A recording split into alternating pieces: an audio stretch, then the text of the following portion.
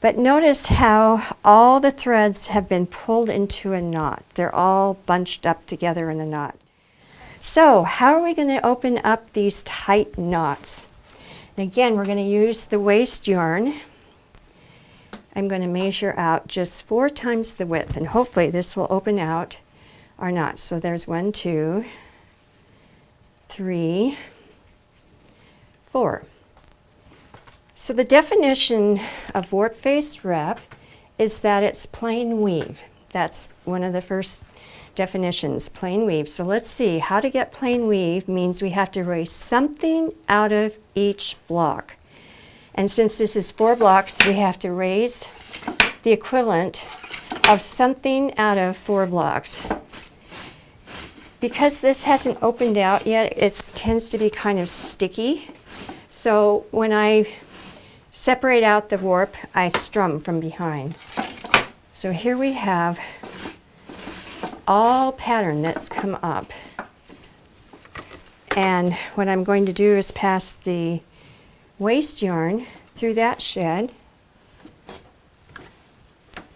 And I'm just making sure there were no cross threads in the reed, but I didn't feel one.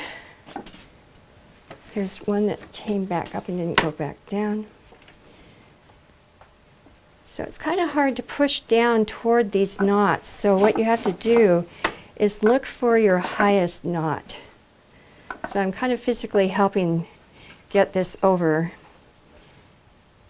Okay, so if I look here, to me, my highest knot is between this one and this one.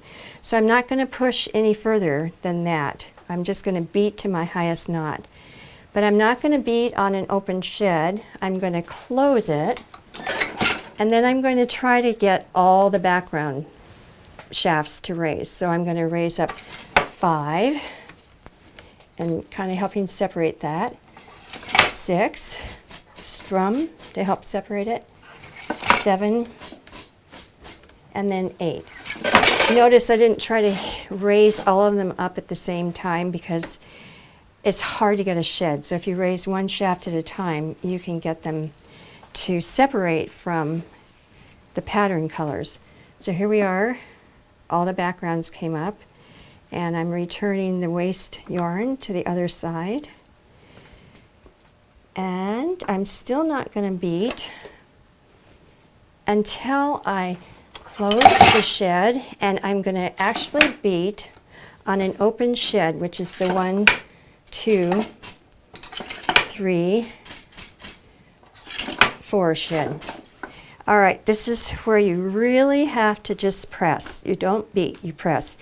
You press, press, press, press, press, and I can't press any further than this right here. I think the throw of my beater bar won't allow me to go any closer. But look at with just those 2 picks how it's starting to open out.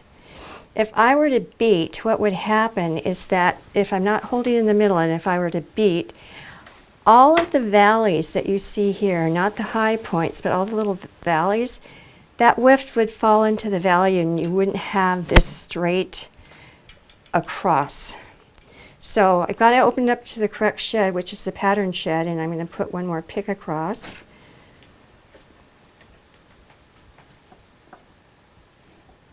And then I'm going to open up the background colored shed again. So I leave a little loop here because I don't want to have it pull in. And I close the shed and raise 5, 6. And I'm going to strum behind there to help open it. 7. And one more, 8. And again, I'm not trying to beat, I'm just trying to help separate it by strumming behind the reed.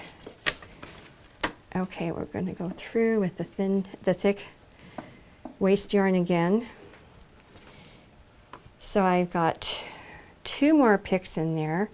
And again, I'm going to close the shed and open it up to the 1, 2, 3, 4.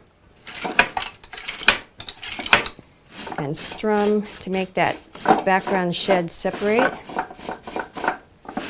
And now I'm going to press on the open shed back to the fell that I've already started right here with those 2 picks. And it's opened out and is ready to weave with thin picks. So you see, with just 4 thick picks, you're ready to start your thin pick header.